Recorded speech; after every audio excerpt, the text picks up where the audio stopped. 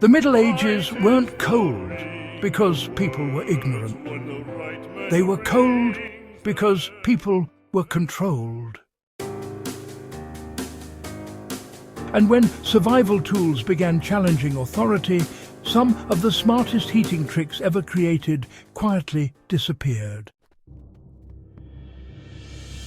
Today, scientists, engineers and historians are, rediscovering medieval heating methods that were shockingly efficient, low-tech and centuries ahead of their time.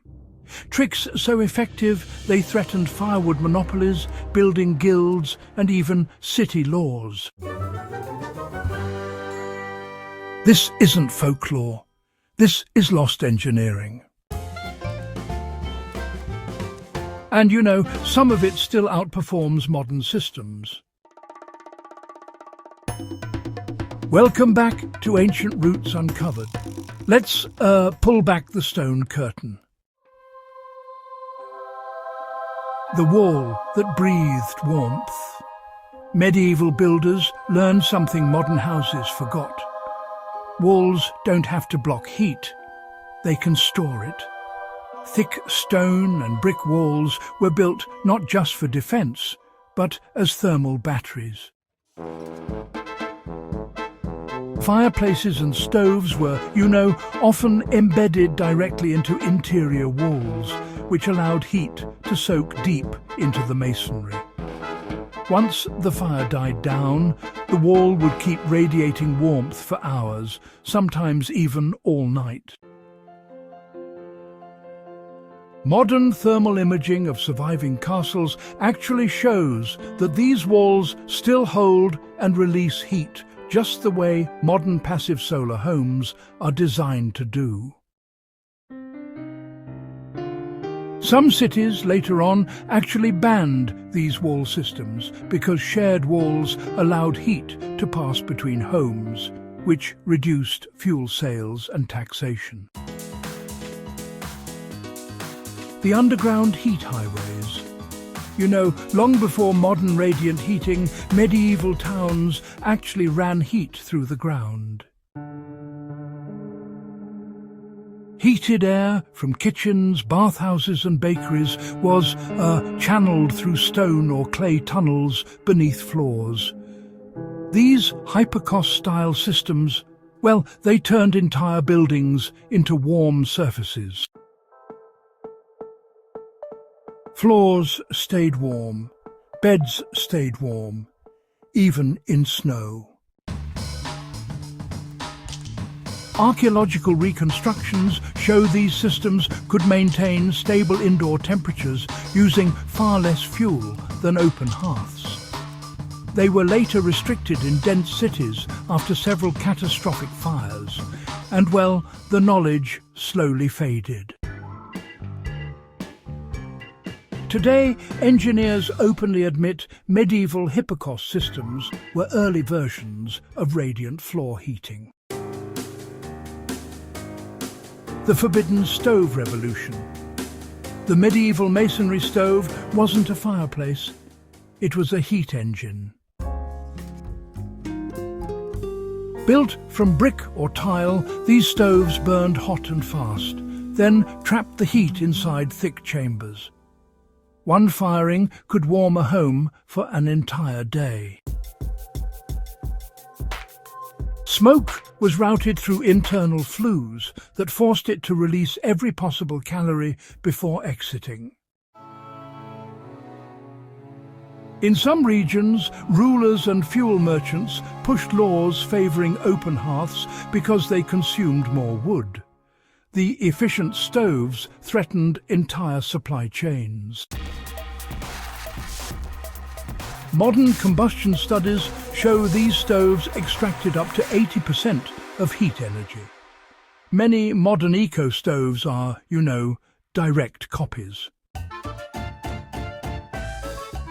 The glass that weaponized the sun.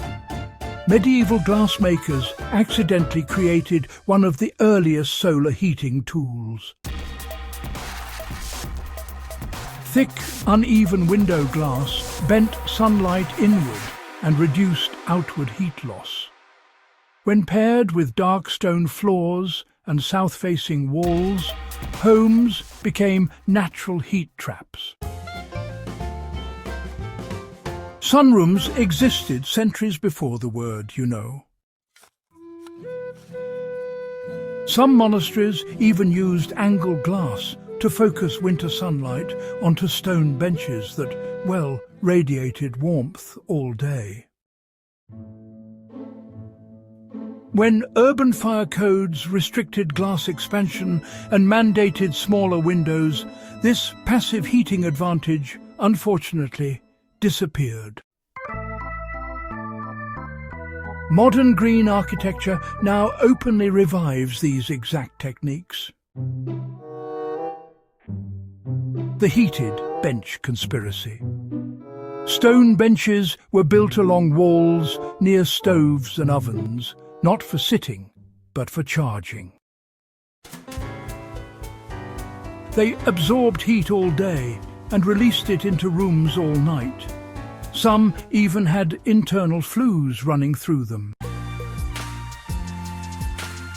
People slept on them, babies were placed on them, travellers recovered on them.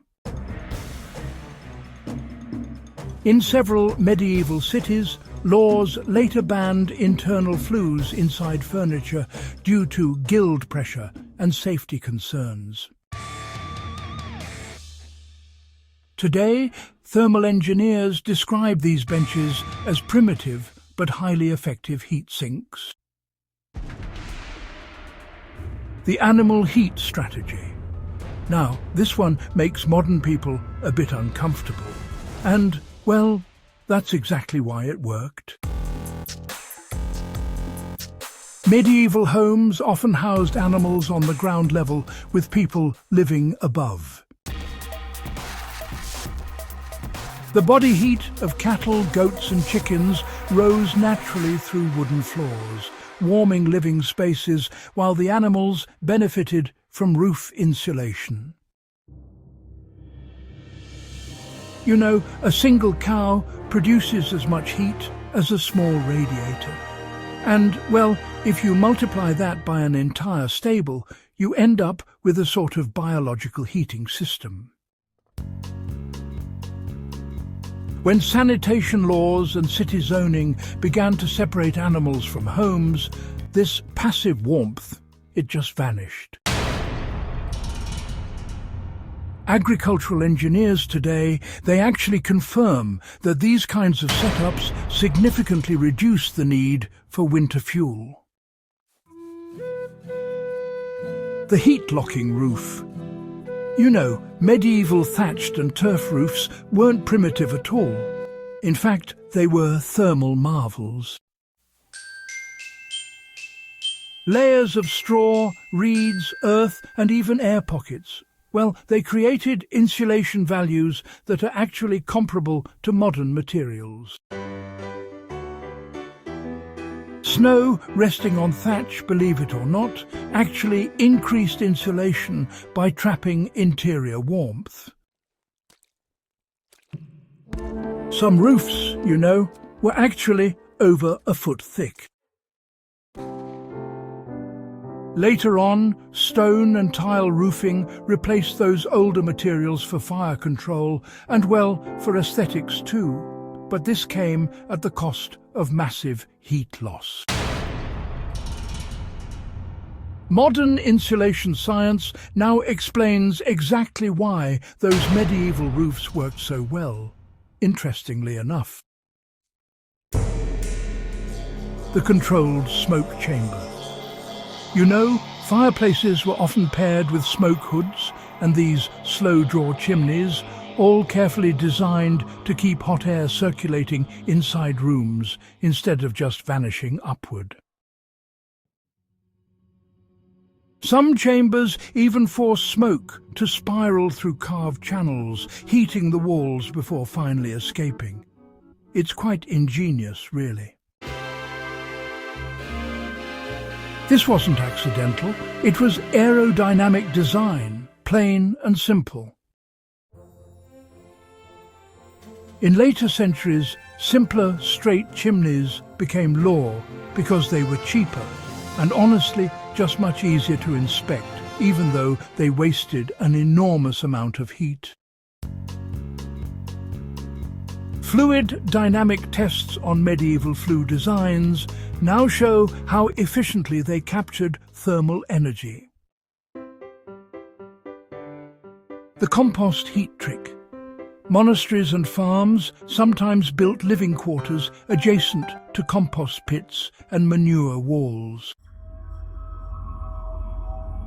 As organic matter decomposes, it releases steady heat. Medieval builders trapped that warmth inside stone enclosures that radiated into nearby rooms. Temperatures inside compost walls can reach over 60 degrees Celsius. Today, experimental eco-builders use the same principle in compost-heated greenhouses. Medievals were doing it centuries ago, you know. And in some cities, waste heat walls were later outlawed due to odour and, well, health fears. The hot water circulation secret. Heated water wasn't only for bathing. Some medieval estates circulated hot water through ceramic pipes embedded in walls and floors, powered by kitchen fires and bath furnaces. This created convection loops that, you know, quietly warmed entire sections of buildings. Essentially, medieval central heating. These systems required skill to build and honestly threatened stove and fuel monopolies. When specialized guilds collapsed, the knowledge went with them. Modern hydronic heating uses the same physics. What makes these heating tricks truly genius isn't nostalgia, it's efficiency. They used gravity, mass, biology, sunlight, waste heat. All the things modern sustainability now chases, medieval engineers already mastered. And in many cases, those methods were limited, regulated, or quietly abandoned, not because they failed, but because they disrupted power, profit, or control. And here's the uncomfortable truth. The Middle Ages weren't cold. They were engineered to be forgotten. If this opened your eyes, make sure you subscribe to Ancient Roots Uncovered. Share this with someone who still thinks medieval people lived in frozen darkness. And, well, stay with us, because history holds far more solutions than we were ever taught to see.